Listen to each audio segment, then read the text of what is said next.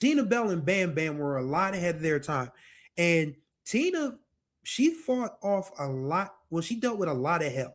You got to think about it. Number one, she was a short black woman because everybody mentioned she was 5'2". And they used to call her all kind of N-word B's and stuff on stage, but Tina didn't back down from it.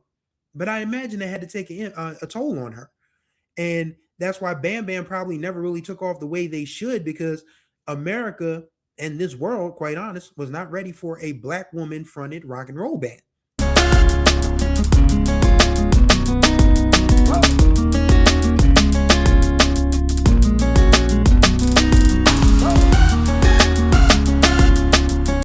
What's going on, everybody? Welcome to day number 22 of the Black Music Month 30 series here on the Groove Line with your boy Chris Stevens. Hopefully, you all are doing well out there. This is our last full week, and as I said, this is Rock Week. We're transitioning from Pride Week to Rock Week, and we talked about Sister Rosetta Tharpe yesterday, a rock and roll influence, and we're going to talk about another one today, another black woman, unfortunately, who died too soon before she could really see the fruits of her labor in the genre called grunge. Today, we're going to be talking about Tina Bell. She was born in February of 1957 in Seattle, Washington, died in October of 2012 in Las Vegas, Nevada. And she fronted the grunge prototype group Bam Bam, which featured Matt Cameron on drums, who went on to play with Nirvana and Soundgarden, her husband Tommy Martin, and Scott. His nickname is Buttocks. Scott Buttocks Ledgerwood, but he is the keeper of the Bam Bam legacy. He has all of the tapes, he has all of the performances and different things of that nature. And apparently, her son, Tina Bell's son, is T.J. Martin, who of course is not a Grammy, a Oscar winning producer, excuse me. And he apparently is working on a documentary about his mom, which I hope comes to fruition at some point. But yeah, Tina Bell's story is so heartbreaking, you wouldn't believe it. She was the third of 10 kids. She never knew her real father because her mother would never disclose who her real father was.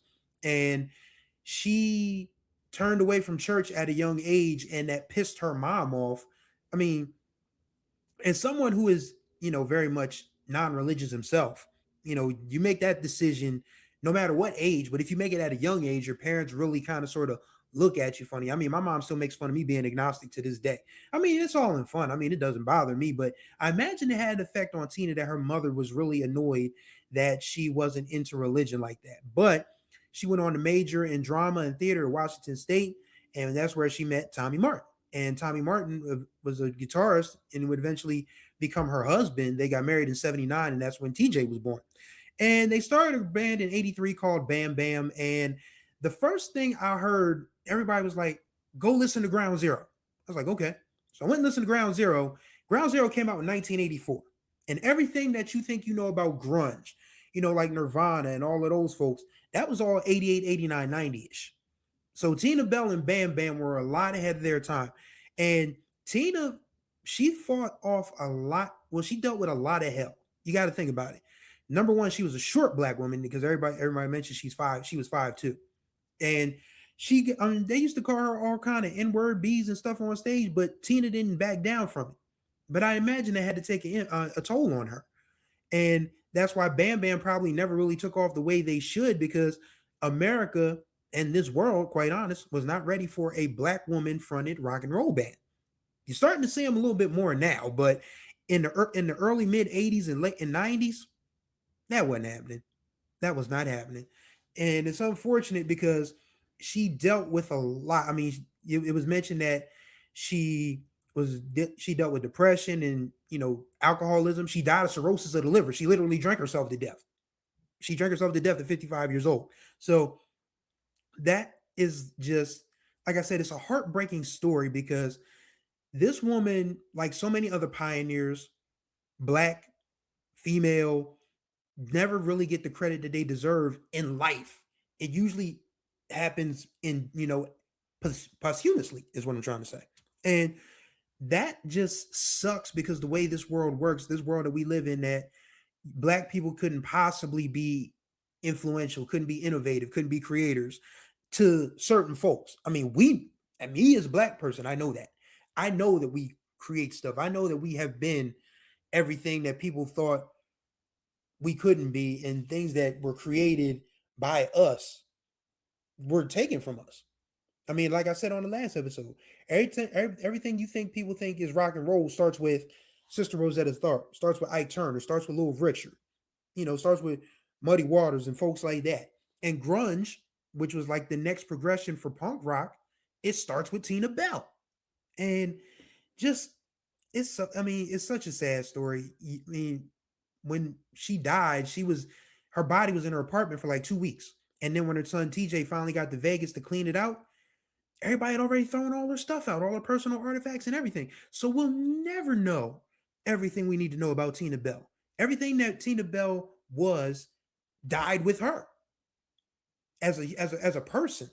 I mean, Scott Ledgerwood, to his credit, he risked saving the Bam Bam master tapes in a house fire, damn near killed himself, but he saved the tapes. And he has a YouTube channel, by the way. It's Buttocks Productions because his nickname was Buttocks. We need to know, Scott, why was your nickname Buttocks? But yeah, Scott Ledgerwood has a YouTube channel called Buttocks Productions, and he's posted all of the Bam Bam stuff on there. Please go check it out. Matter of fact, I'll put a link to the description link to the channel in the description below so you guys can check it out.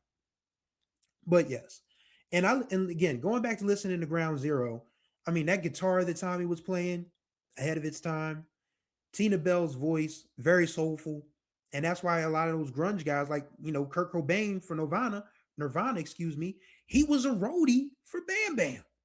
So, I mean, the connection is there, good people. The connection is there, and just, I mean, like I said, it's just so heartbreaking to think that all these years a black woman was literally the prototype for grunge.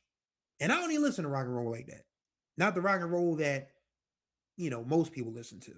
That, I wasn't, I heard of, Nirvana, I heard of Soundgarden, I heard of Korn and different folks like that, but, Limp Bizkit to a lesser extent.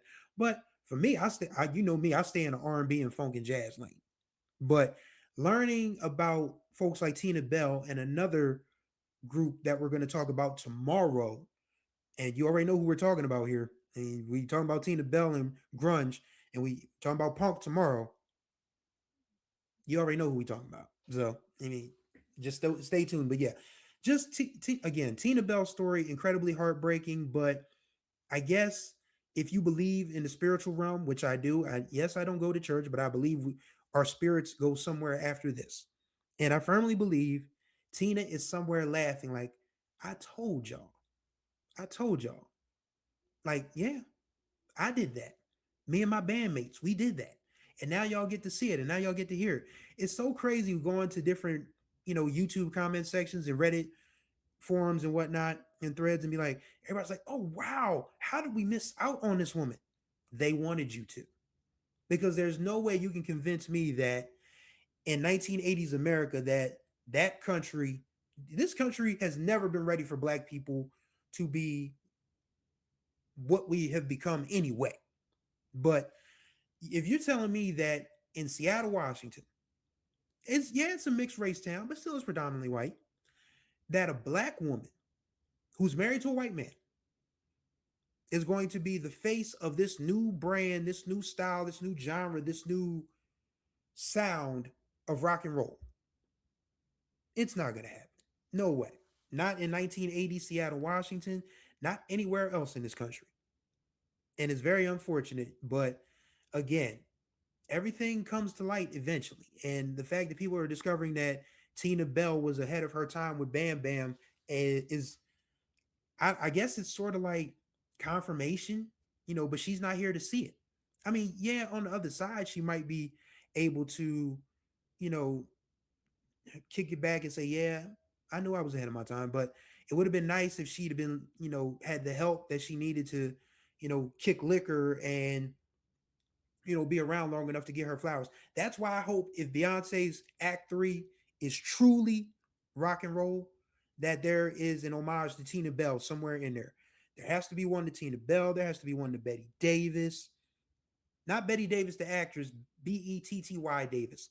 Did an episode on this channel earlier. Y'all didn't pay attention to it. Please go back and watch that one. But yeah, Tina Bell, leader of Bam Bam, the Godmother of Grunge. That is her official title now. And in death, people have started calling her the Godmother of Grunge long after she passed. And I'm like, well, that don't do her much good. She can't do nothing with it. But at the same time, it's still nice to know that people are coming around to seeing that yes, black people We've done all kinds of music, and even though some folks racism might want to think we're just rappers, we're just singers, but no, we can shred instruments, we can lead all sorts of different type of bands, getting all sorts of different type of sounds. And Tina Bell is unfortunately the only place she can get her flowers is at her gravesite, is where people can drop them off at. But for now, we're just honored to talk about the godmother of grunge, and being able to just let people know that our roots in music, regardless of what kind of music you think it is, run super deep. I mean, a black woman is literally credited with being one of the first grunge rockers. Don't get no realer than that. And that's going to do it for day 22 of the Black Music Month 30 series here on the Groove Line. Greatly appreciate you wonderful people for tuning in as always. Contact information will be in the description below. Don't forget to subscribe, tap that notification bell so you're notified of all new videos that drop on this channel. And don't forget to like and comment on these videos because as you know by now, your boy talks back in the comments. So day 23, we can only be talking about death. Can't wait to talk about the Hackney brothers with you guys. Very excited to talk about death. So thank you guys for riding with me on the Groove Line today. And until the next time we ride, which will be tomorrow, may you find the groove or may the groove find you.